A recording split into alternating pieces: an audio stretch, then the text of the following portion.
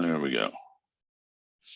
All right, next thing, in addition to being in statute, it's in the state's authorizer standards. So this is modeled on what CACSA suggests, but the Colorado version of our standards also has a line about doing annual reports and looking at how the schools are performing and communicating that to the schools.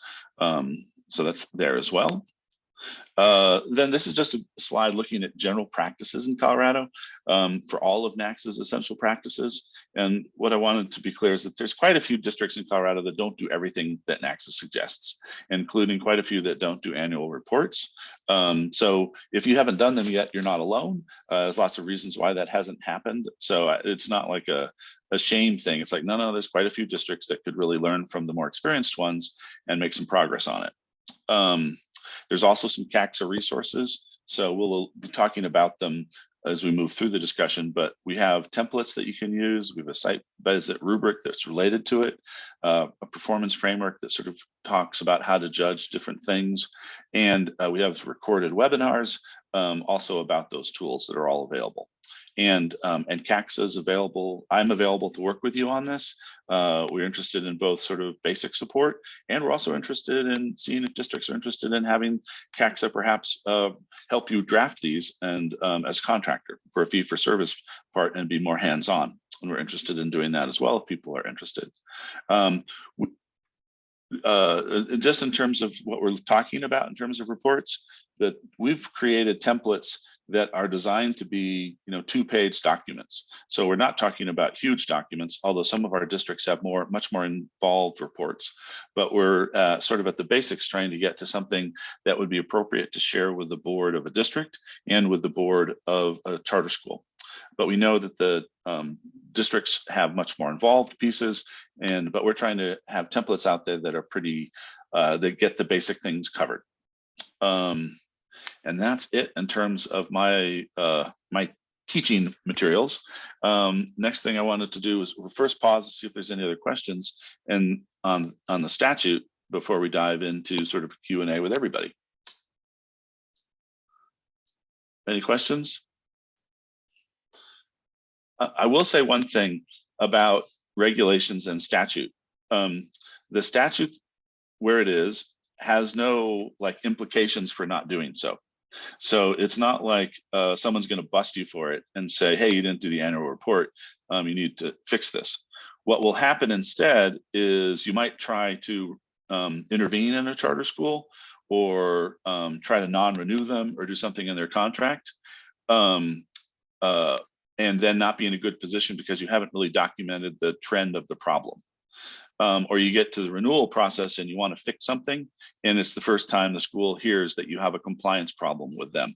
So the annual reports are really designed to inform the renewal process, the contracting process, and to give you and the school a record of things should you need to intervene and certainly try to make a change happen.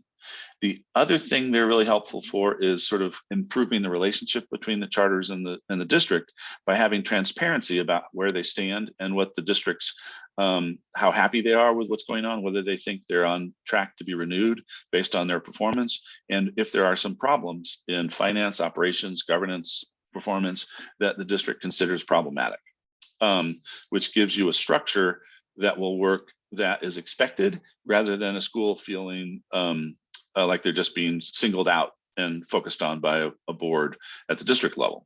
So those are all the reasons why we do it.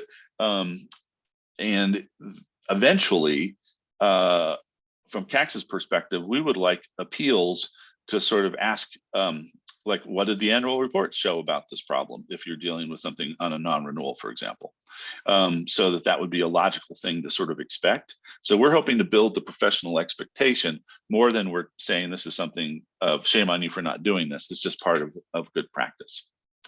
Any questions there?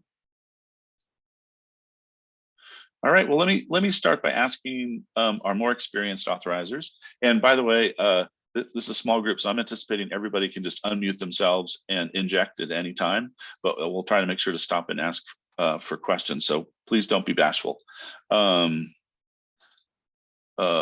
guess the first question would be to some of our more experienced authorizers is, how many schools do you have in your portfolio? Just give it perspective for some of the other people. And really, why do you think it's important to have the annual report process?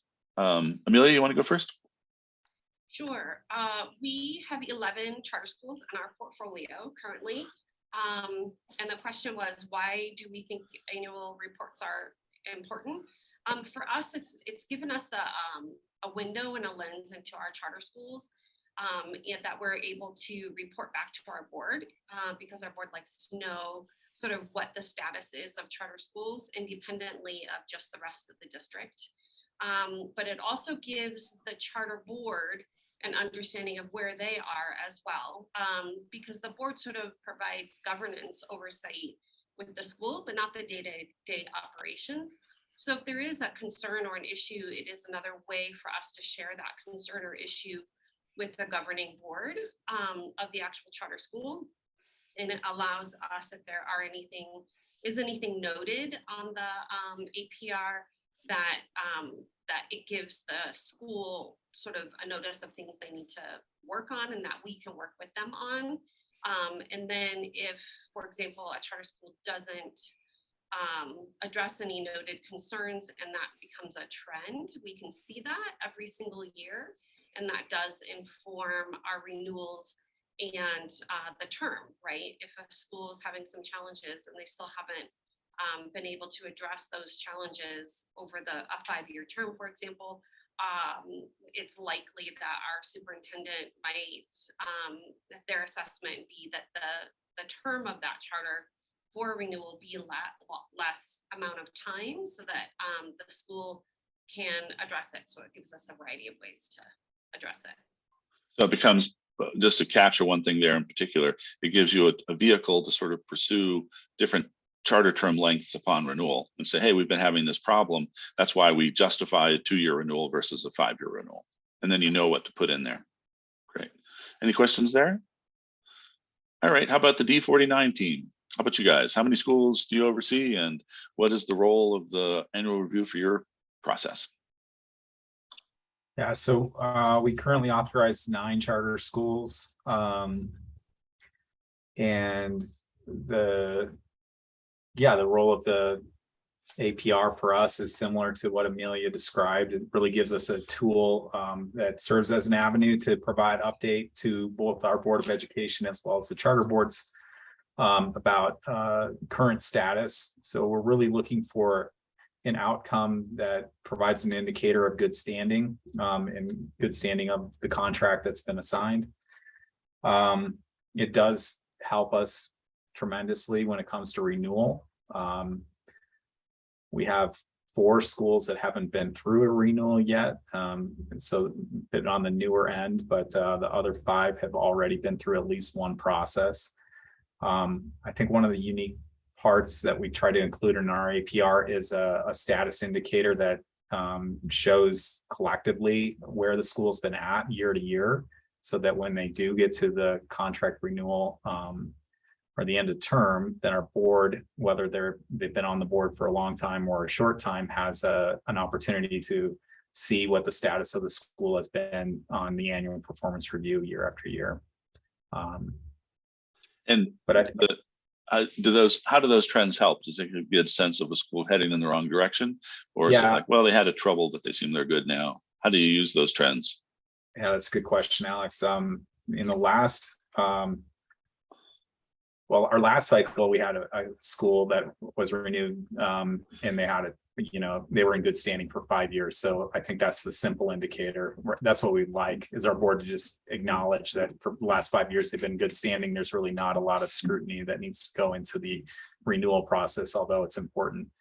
But in previous cycles, we've had schools that have had less than good standing outcomes on their annual performance reviews. And both of those schools had conditional agreements signed and probationary contracts. So essentially using kind of the 2+2 or 2+3 model, 2 years of probationary status with an additional 3 years granted if they provided good standing for the first 2 years of the abbreviated term.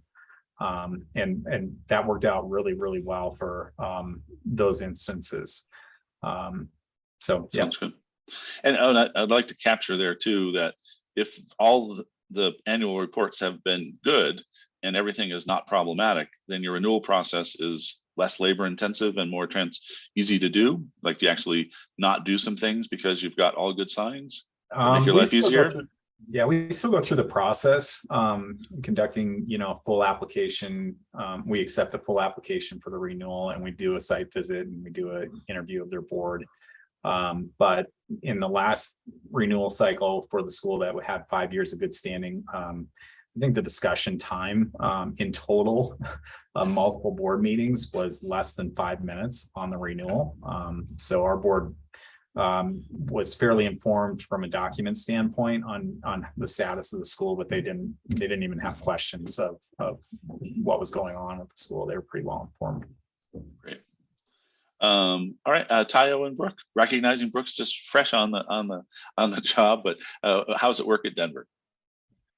What I like the most about our annual reports is that it puts, we're a large district, so we have data kind of all over the place, and it puts all the key elements of what makes a school in one place. So it has enrollment data for high schools, graduation data, access scores, attendance, disparity data, and then we have a separate financial performance framework that assigns a level of risk to schools depending on like enrollment, if they're in a private facility, things like that, their margin.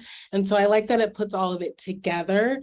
Because our renewal process is so robust, it doesn't necessarily, like, some of the information overlaps, but it's not necessarily like that the annual report kind of feeds into our renewal process. There's some pieces of information that are in both, but it's not like we look at the annual report specifically when we're looking to make our renewal decisions. Good. And Any we have questions? 56 schools. 56 schools. So you do a few of them at a time. So, well, let's talk about that for the amount of time and resource that it takes to do this. How much time is it given, for the size of your portfolio? What kind of staff time goes into the annual reporting process? We'll start with Denver again. Yeah. Brooke is about to learn, but from our prior data analyst, I don't think it was too much time because she just created like I don't know what the word is. Like, she puts it all together in one place that feeds into the report. Brooke might know better. So you're gathering data from different sources that you already have, and then automatically feeding them out of your data system into pretty quantitative document. Yeah, setting up a dashboard for for each school that just disaggregates by school. Okay. How about you, Andy? What's the D49 amount of resources it takes to do this? Well, pre-Jane, it was a very time intensive process because it was, basically me pulling all the data and putting it into spreadsheets. Jane's a lot smarter than I am, so she has been able to develop a more systematic process. Actually, we've converted over to Charter tools to collect a lot of our data submissions, and then we can extract those things for the APR. But I have put together some, kind of templates for the charter operators to provide the data in a way that can feed more directly into our tool for the outcome that we're looking for. So over the years, it's been less labor intensive. It was pretty hard at the beginning to kind of get it set up, but I think it's starting to get even better. But it certainly helps when you got additional hands on deck. So everybody should get a Brooke and a Jane on their team. And can you say a little more about Charter Tools and how that fits in, or you explain what Charter Tools is for folks who might not know? Yeah, so Charter Tools is basically an online platform for data submissions or compliance submissions. So it's a subscription-based product that we've purchased and then pass costs on to our operators. And it just really helps us as far as organizing and keeping all of our data submissions in one place. Gives opportunity for multiple users from either the charter school side or the district authorizing office, or the greater office of the district to access information about the schools. Keeps everybody on the same page. Hey, Sounds good. Andy Gordon here. Yeah. Just real quick, what are those custom reports you guys have built with Charter Tools, or with what have you guys gone through with them in terms of building that report to be what you want it to be? Yeah, so the outcome report that we want for an APR isn't exactly something that Charter Tools has been able to produce for us yet. So we've had a lot of conversations about that with them, but some of the metrics get a little screwy and things like that for a tool like that to produce. So we still use a spreadsheet that produces a final outcome, and I can share that with you. But ultimately what I share with our board is the rubric's fairly comprehensive and aligned to the CACSA standards. And I share that with our board, but let's be honest, they don't read it. But they do look at the summary page, and the summary page is what we really want to have calculated appropriately, because we weight academics a little heavier than the finance, operations, and governance sections. And Charter Tools has just been a little funky in trying to produce that outcome report that the way that we want it. Although we can align the submissions. What's great about Charter Tools is that in our APR, we designate kind of our own naming mechanism for the different standards that we're collecting on, and we can align those in the Charter Tools submissions, so that we know exactly which ones we're looking for when we conduct the APR then. Thanks. Yeah, we use Charter Tools as well, and we've had the same limitations, I think, in terms of the reports being aligned to what we want them to look like. So, Yeah. But it's not just us. But yeah, appreciate it.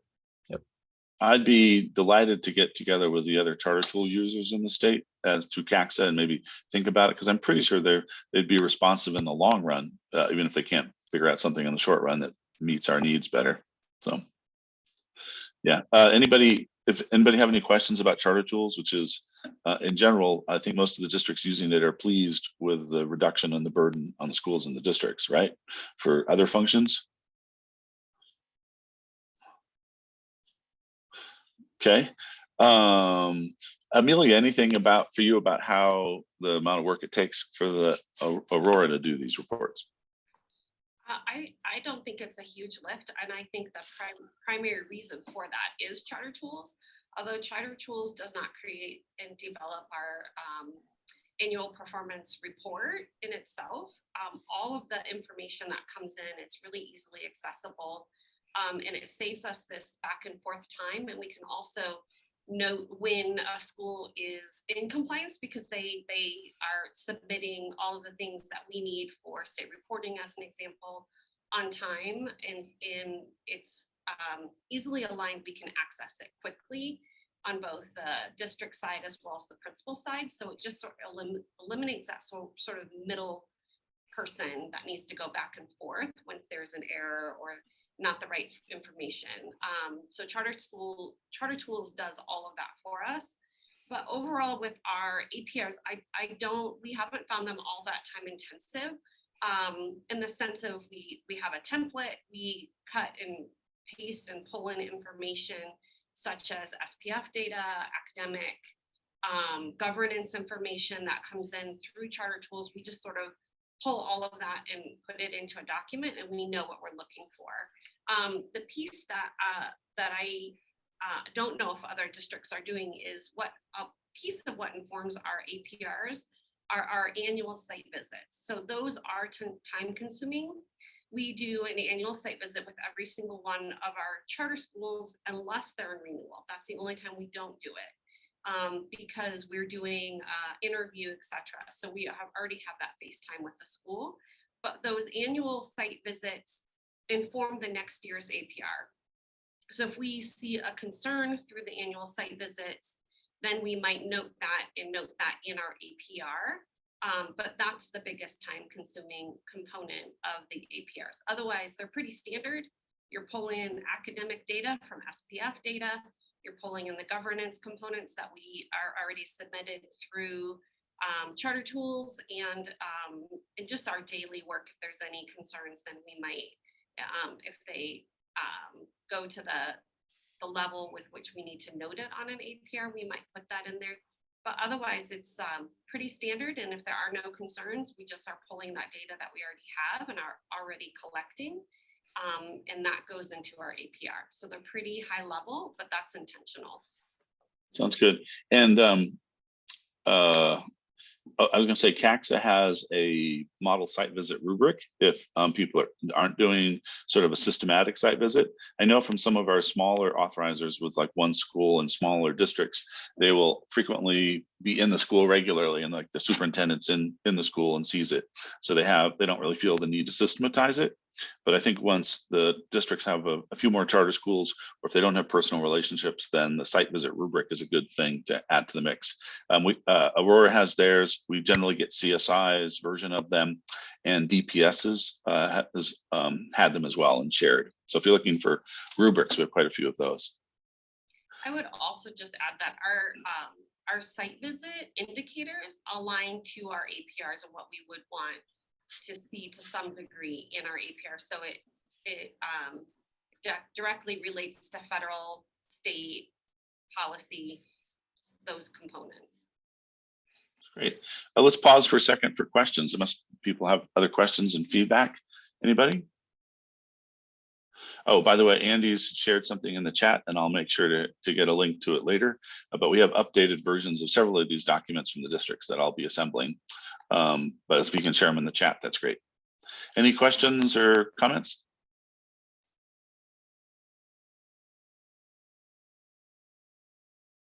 Okay, let's move on to like when you find something that's bad. In the annual report, you've got something that's basically problematic or unacceptable. How does the annual report process fit into the rest of your sort of interaction with a problematic school? Anybody want to take that? Andy, you want to go first? Sounds like your last one wasn't bad, but any others? Say it again, Alex. How does it fit into interventions you might take with a school short of renewal? Like, how does it fit into trying to get a remedy or giving the feedback to the board on something softer that's harder to say you need to do X by tomorrow? Yeah. So how we've used it in the past is so good standing is again the ultimate goal that we're looking for. A school could fall into an exceeds category, or they could fall into similar to the SPF improvement or a priority improvement, or it does not meets category. So anything less than good standing, we hold a corrective action conference with the school, and we ask them to focus on the areas that were less than meeting in the annual performance report. And we ask that they provide us with, so that the conference is to dialogue some of the things that are going on and get a better understanding of what might be inhibiting them from being in good standing and things like that. Typically, we know going into that, but we want to hear from them. And then we do ask them to follow up with a corrective action report so that there can just be kind of that second layer of accountability to make sure that they're doing what they need to do to be in good standing by the next annual report. Good. How about Aurora? Any experience with that? Yeah, when we've had significant concerns that come out that would be noted in an APR, we may draft a notice of concern, which goes through a really similar process that Andy spoke to, where the school needs to tell us how they want to correct the issue or the concern and what their steps are going to be and the time frame that they're going to do it in.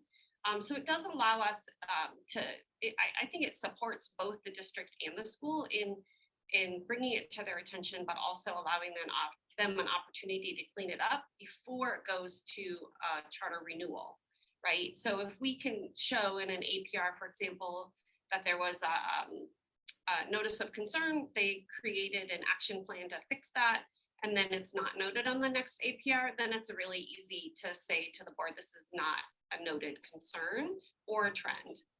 So that's sort of how we use it. Makes great sense. DPS, any additional strategies? I think I haven't heard of action being taken directly from one of our annual reports, but it would be more like what we're tracking in the annual reports, folks are tracking in other ways. So if you're, flagged for, let's say, some financial issues, our finance team hopefully would have already flagged that and you might be on a notice for that, but I haven't heard of action being taken directly from the APR. Any questions or suggestions or anything else other people are doing in their districts with that?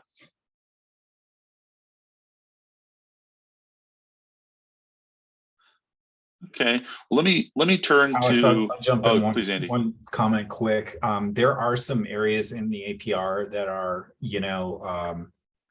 not just compliance requirements, but statutory requirements as well, such as meeting the Tabor Reserve. So and these are binary things, the way that the metrics behind the report go for ours, at least, for example, if a school doesn't meet the Tabor Reserve requirement, that's an automatic does not meet. And that's a flag to our board then that we've got a school that isn't meeting a statutory requirement. And so we would take a much different approach to corrective action at that point, obviously, either through a revocation process or an immediate, corrective action, kind of an emergency situation. So most of the time, we're going to flag that long before we get to the APR. But in the event that we don't, and we discover that in the collections and in the process that we've got a situation like that, then we have to, we do take a different approach at that point. Go ahead, Gordon. Yeah, could I ask also, has those of you that have really gotten built this process, I think further than some of us are at this point, has this been a kind of an if then with your boards in terms of the renewal periods of if I see this level of report or satisfaction coming in the APRs over longitudinally, then does that translate into a renewal period that is fill in the blank?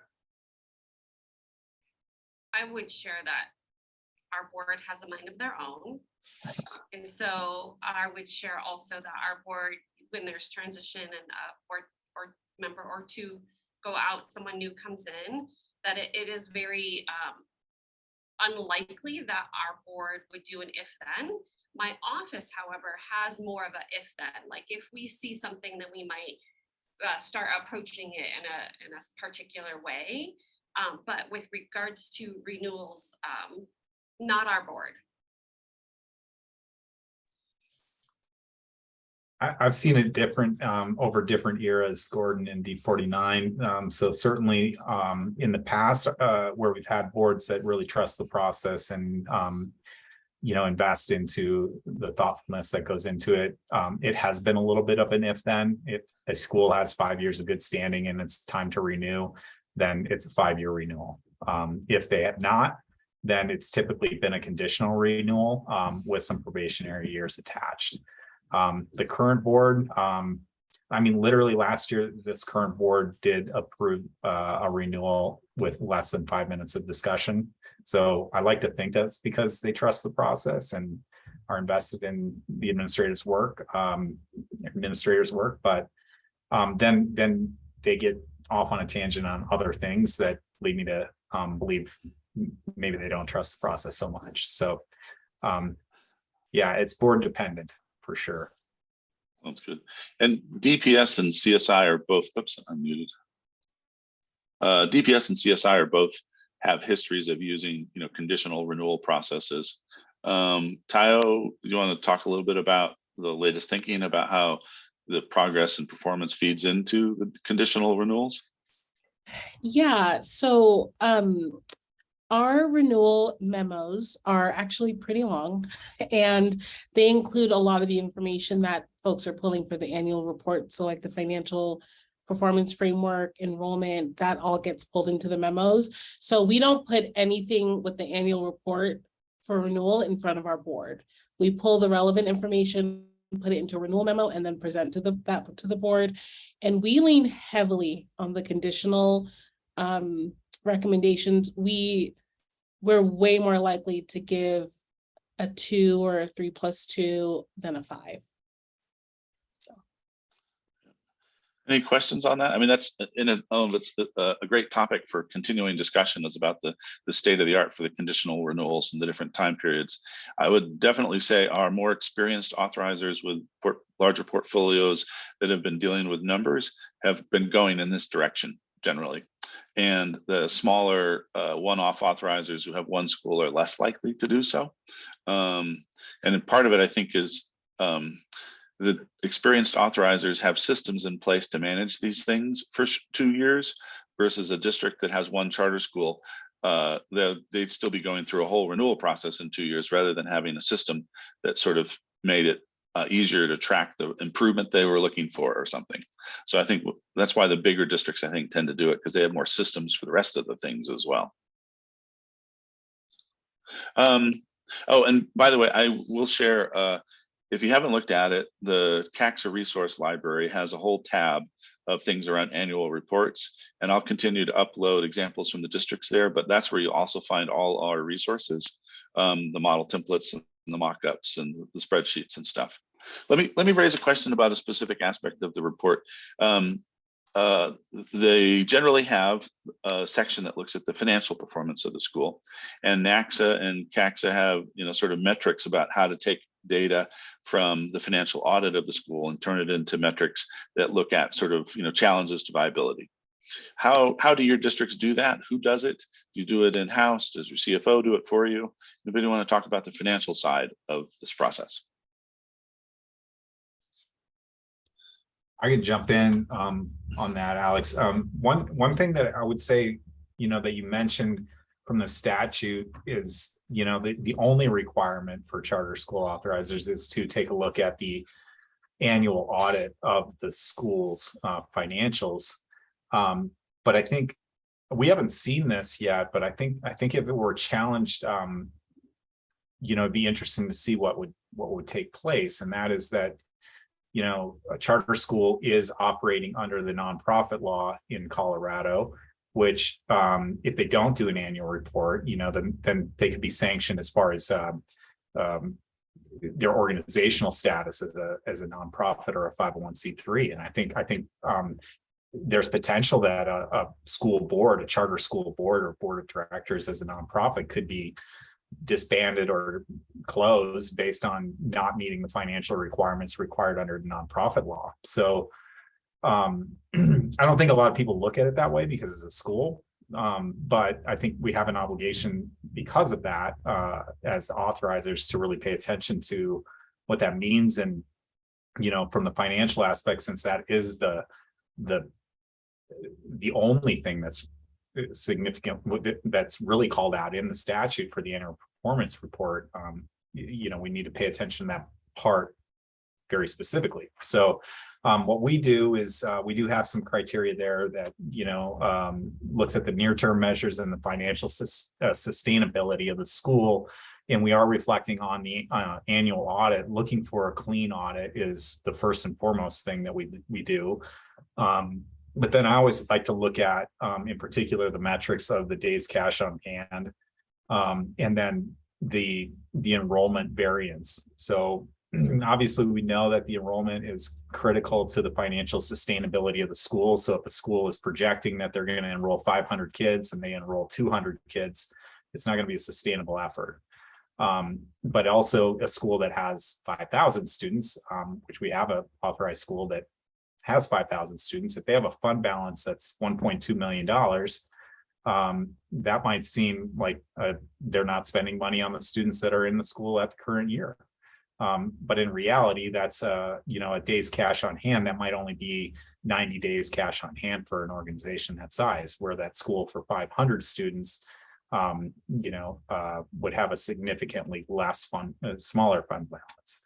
So I think those are the two key metrics that we really look at is the days cash on hand and the enrollment variance to determine whether or not, those things are matching what the auditors are looking at as well.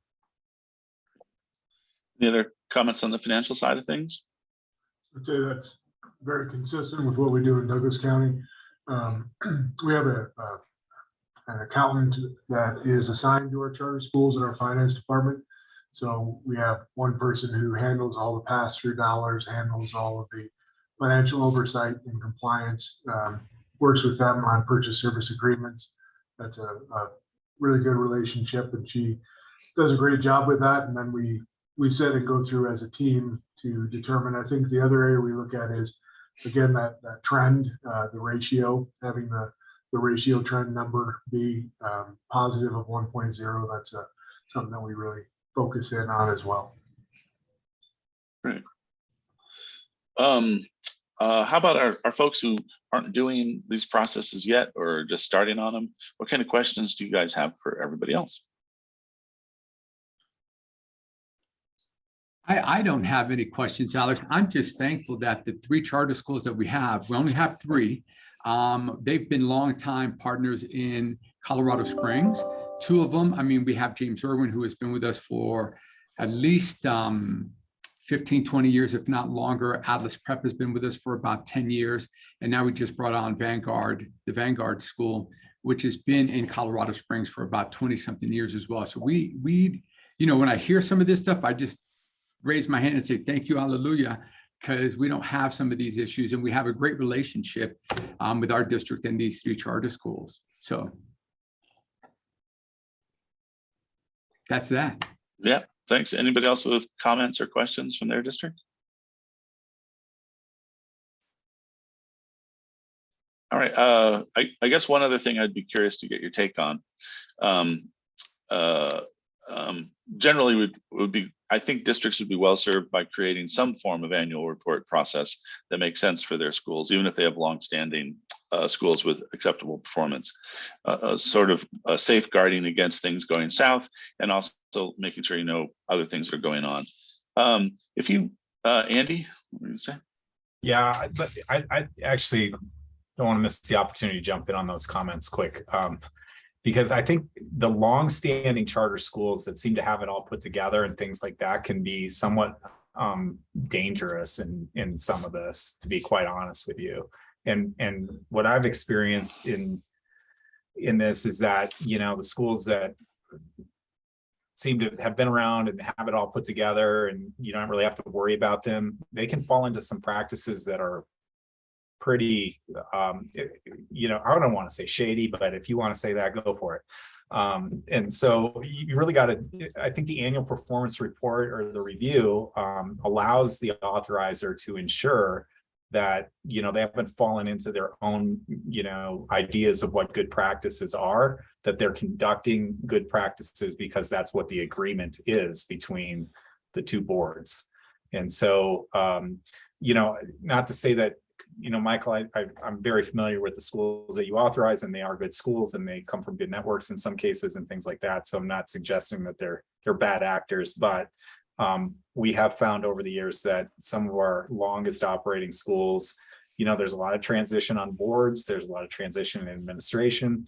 A lot of the board members and new administrators have never actually read their charter contract, never actually read their application, the original application that is the foundation for their contract. And they just kind of come up with things that seem right and do things the way that they think they should be done, and come to find out like that doesn't align well with what the agreements actually are. And I couldn't agree with you more. And that's why I'm in this Zoom meeting, to make sure that I have all my ducks in a row when we start talking about these annual reports, because I couldn't agree with you more. There's a particular school that I know runs into their own practices, and those are things that I am continually talking to the folks about. So I'm with you 100%.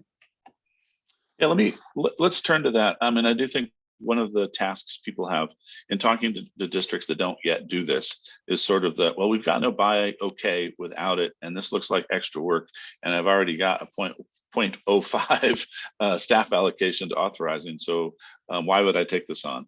I guess I would ask the experienced authorizers if they could share a couple talking points to use with your boss, or your boss to use with your board, to sort of get them to move in this direction.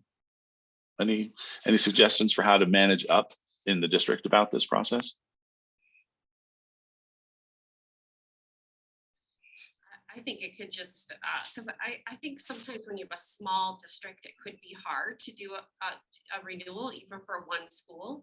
And I think even if you have a school that seems and appears to be functioning really, really well, the APR really can streamline it and expedite the process for you. So there's not a bunch of debate and conversation within your board, and it both can streamline the system and also gives an assurance to your board around the charter renewal versus relying wholly and solely on the application, because you know, an application that has hired somebody to write it can look amazing, but there doesn't mean that there aren't concerns or issues.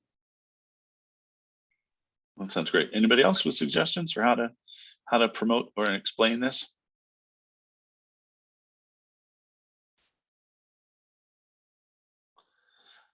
I would say that the dash, or I guess, how summative are your annual reports? Do they say when they're all done, you suck so bad we wouldn't renew you today, or you're so good we would, you know, how much of a summative judgment do they make versus basically being a dashboard of important things? That's sort of my first question.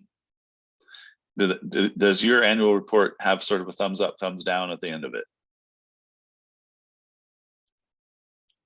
Ours does, Alex, and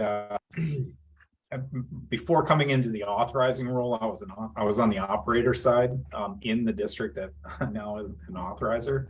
And you know, what frustrated me always about previous practice was that there wasn't an indicator at the end of the APR.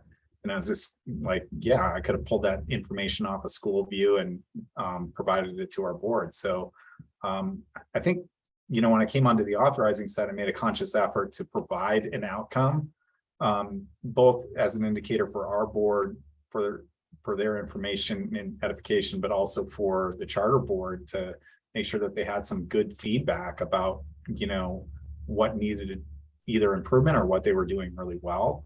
But to say, you know, like the outcome would be like, you suck so bad we wouldn't renew you today. We would be having some of those conversations much earlier in the process. So yeah, it might come to some conclusion like that in our process as far as the summary is reported, but it would probably be more apparent in kind of the recommendation or the narrative report side of things that we give to the board and not on the summary page of the APR itself. That's good. Anybody else? We don't do so much a summary, but we do have indicators that are clear, transparent, and we really do put all of those pieces into the report as well as comments, and those sort of stand as is. If there is a significant concern noted in the comments on any of the areas, that is when we would have additional conversations with the school outside of a renewal timeframe. But we don't try to summarize all of the data. We sort of hope that the data will speak to itself, including, you know, if there are comments, we try to make those really just clear and transparent versus trying to evaluate that. But our charter schools really don't want any negative comments. So it's not a thumbs up or a thumbs down, but with negative comments, I think it's sort of perceived as a potential embarrassment both to their community, their board, as well as the district board. Sounds good. Other questions for those of you that are considering adopting the process? There's anything you'd like to know? Any last questions in terms of advice that you have for thinking about adopting this?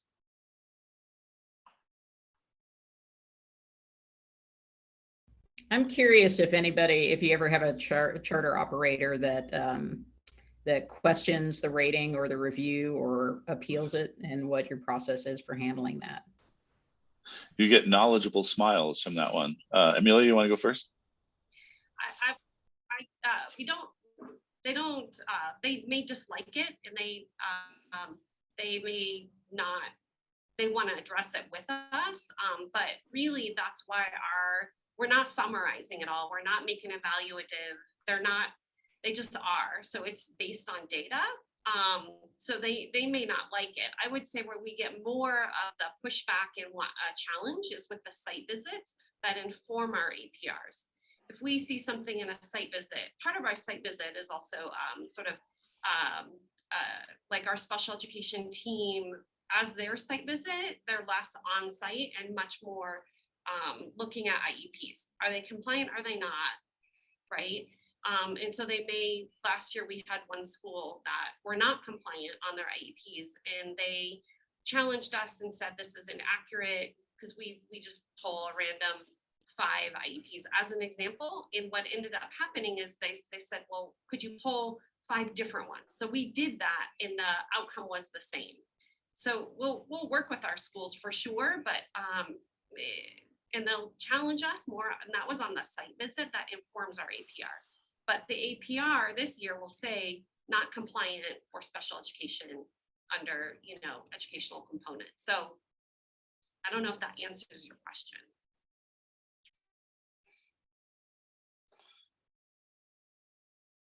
And does anybody have what kind of feedback do you get from your district school board about this for those experienced?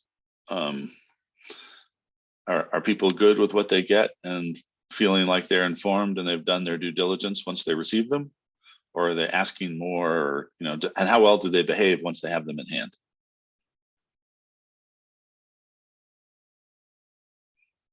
We don't get too much pushback, but I think it's because it's not used as an accountability tool. It's just more informational. Okay. Ours is accountability. If there was something egregious, we would address it, but it's really not an evaluative, like it's not saying you're good or bad, really. And our board really receives those. And I think where it comes again into play is during a renewal. But it just is more of informative. So our board doesn't really ask a ton of questions. Do you ever have the board say, hey, how do our non-charters look on all these things? Does it go both ways? And are you giving the same reports on non-charters? Our board reviews all of the academic data for the whole district, as an example. How they evaluate themselves on governance probably wouldn't be really a thing, but there are components that are in our APRs that they're aware of, and they're creating district priorities around those pieces. So I feel like they're very informed about our neighborhood schools, and charter schools is a little different, and they struggle to understand that. So.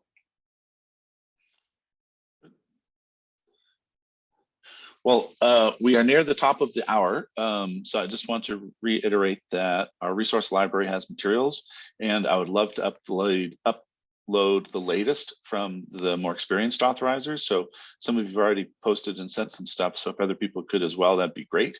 We'll share them. And at CACSA, we're available to help you think this through, to walk you through the different resources, and available to do more hands-on work with you if you would like. We have it as a goal, to get more districts to do more of the recommended practices. And this is honestly one of the recommended practices that has the most number of districts not doing it. So this is a high priority for us at CACSA. And as you'll see from the discussion, I think if we had another 5 of the big experienced authorizers, their stories would be pretty similar, that they find this to be a useful process, feeds into the renewal and interventions, allows them to communicate with the boards of the school and the board of the district in efficient ways. And that also safeguards them from something they didn't know about, and also gives them the tool to deal with something that is sort of in their face. And I would just add, if done right, it can pull from existing things. So it doesn't need to be an added burden on the schools if you already have the other systems in place. But if you just sort of abstractly say, now we're going to do an annual report, the schools can feel like, oh, here comes a million hours of work I need to do and more reporting. So that's where if you can have the systems, then it's not such a lift for the school either. Any closing thoughts? Amelia, Andy, Tayo, anything else we haven't got on to that you'd like to put on the record before we sign off?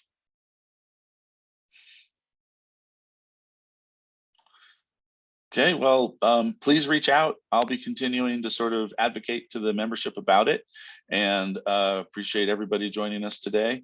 Just so you know, we do have our monthly authorizer only calls on the third Wednesday. Also, we are having an event on September 30th from 9 to noon that will be hopefully in person, but also remote as an option, to talk about the special ed changes around admissions. And our next quarterly meeting with CDE is on Friday, September 16th, as another all-day meeting.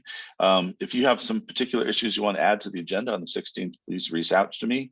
We're planning to hear from CDE about the implications of the READ Act compliance and follow up on issues around READ Act and funding as the deadlines loom. We hope to hear a little bit more on what's next on the special ed stuff, but we'll be dealing with that more on the 30th and the 16th. And I was going to report back to people on the latest State Board of Ed appeals process for DPS. I think an issue came up that will be of interest. DPS was making arguments about the enrollment viability of a proposed school. They were trying to introduce data about the declining enrollment in the district. And we sort of got the first sense of how the state board is going to react to those arguments going forward. So I'd like to discuss that because I think it'll continue to be an issue. And we get some clues from how many people on the state board are like, yeah, I hear it, but the school still deserves a chance. So if we're going to have schools deal with viability issues, I think the authorizers are going to have to think through what they're looking for and how they talk about it and whether they really do have good indicators of viability. So I don't think the issue will go away, and it's probably a good chance to sort of reflect a little bit on the most recent experience that DPS had. Ultimately, the board voted 5-2 to remand it back to the district for a very small school. And there's plenty of issues, back and forth to debate as there is with any appeal, but I think it might be instructive as we go forward. So if you've got other topics, please give me a holler, but we'll be discussing READ Act, we'll be discussing the enrollment issues, a little update on the special ed things, and then planning to do more of a discussion on special ed enrollment issues on the 30th. So hope you can join us. And I encourage you all to please join us in person. So much better in terms of the contact. And in the post-COVID world, I know it's tempting to do things remotely, but I really do think we benefit more when we get to see each other in person. So we'll be in the South Denver metro area on the 16th and in person as well on the 30th. So look forward to seeing you. Thanks, everybody.